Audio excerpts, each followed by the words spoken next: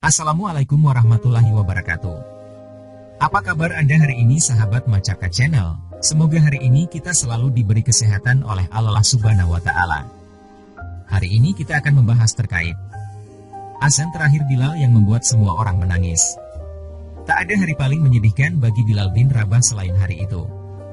Bukan saat dia dicambuki oleh majikannya Umayyah bin Khalaf hingga punggungnya hancur.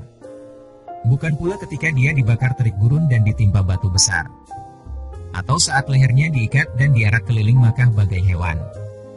Hari itu, 12 Rabiul Awal tahun 11 Hijriah, atau 8 Juni tahun 632 Masehi. Rasulullah Shallallahu Alaihi Wasallam wafat. Bilal merasa kehilangan semuanya. Sosok seorang nabi, pemimpin umat, pembebas, dan sahabat terbaiknya. Semasa Rasulullah Shallallahu Alaihi Wasallam hidup, setiap hari Bilal mengumandangkan azan. Suaranya merdu, mengalun di atas langit Madinah. Seakan mengetuk setiap pintu rumah. Mengajak orang untuk sujud bersama menghadap Rabb-nya. Cuma 3 hari Bilal sanggup mengumandangkan azan setelah Rasulullah Shallallahu Alaihi Wasallam wafat. Bilal selalu berhenti pada kalimat, Asyhadu anna Muhammadan Rasulullah. Betapa sedihnya Bilal saat mengucapkan kalimat itu. Aku bersaksi bahwa Muhammad adalah utusan Allah. Dia selalu menangis terseduh-seduh sebelum bisa menyelesaikan azan.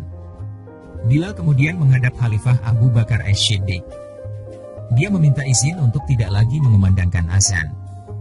Bilal tak sanggup menjadi muazin selain untuk salat yang diimami Rasulullah Shallallahu Alaihi Wasallam. Sejak saat itu, tak pernah lagi terdengar kumandang azan yang merdu dari Bilal bin Rabah. Pindah ke Syam. Beberapa waktu kemudian, Bilal meminta izin Khalifah kedua Umar bin Khattab untuk ikut dalam rombongan pasukan Muslim. Dengan berat hati Umar pun mengizinkan Bilal berangkat.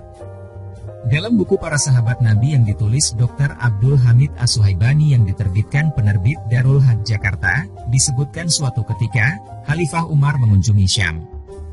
Di sana dia bertemu Bilal kembali. Para sahabat meminta Umar membujuk Bilal agar mau mengumandangkan azan walau hanya untuk 1 kali salat di Syam. Maka Bilal kemudian memenuhi permintaan sang khalifah. Dia naik ke atas menara dan mengalunlah azan dari muazin kesayangan Rasulullah itu di Syam. Umar bin Khattab menangis terseduh-seduh. Begitu juga para sahabat dan orang-orang muslim di sana tak kuasa menahan tangisnya mendengar suara Bilal yang begitu dirindukan. Mengingatkan mereka kembali ke zaman Rasulullah Shallallahu Alaihi Wasallam yang sangat mereka cintai. Azan terakhir Bilal. Suatu hari Bilal yang telah tinggal di Syam bermimpi bertemu Rasulullah. Kerinduannya memuncak. Dia segera pulang ke Madinah. Bilal menangis di makam Rasulullah. Dia kemudian mengunjungi cucu Nabi, Hasan dan Husain. Dipeluknya 2 pemuda kesayangan Nabi itu dengan penuh haru. Keduanya meminta Bilal mengumandangkan azan. Kami ingin mendengarkan azan MU, hai muazin Nabi, sebagaimana pada masa Rasulullah. Dalam artikel berjudul Azan Kerinduan Bilal yang dikutip dari NU.id. Ibnu Katsir dalam kitabnya Al-Bidayah wa Nihayah, menuliskan Bilal mengabulkan permintaan Hasan dan Husain. Dia naik ke menara dan berkumandanglah suara azan yang sangat indah. Suara khas Bilal yang dulu mampu menggetarkan Madinah. Penduduk kota tersentak kaget. Hampir semua keluar dari rumah dan berlari menuju ke masjid. Puncaknya ketika sampai pada kalimat, Asyhadu anna Muhammadan Rasulullah. Bilal tak sanggup melanjutkannya. Dia kembali menangis. Betapa rindunya dia dengan Rasulullah Shallallahu Alaihi Wasallam. Orang-orang yang tiba di masjid juga menangis. Mereka merasakan kesedihan yang begitu dalam. Hari itu Bilal kembali membuka kenangan mereka akan Rasulullah. Meninggal karena wabah. Tahun 20 Hijriah, wabah penyakit menjangkiti penduduk Syam. Bilal bin Rabah salah satu yang terkena penyakit tersebut.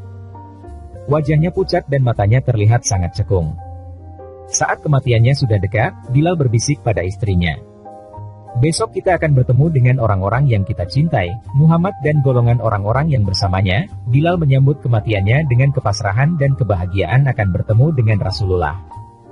Budak yang dulu dimerdekakan oleh Islam. Muazin pertama dalam Islam. Sahabat yang mulia. Dialah pria yang disebut Rasulullah, telah terdengar suara langkah sandalnya di surga.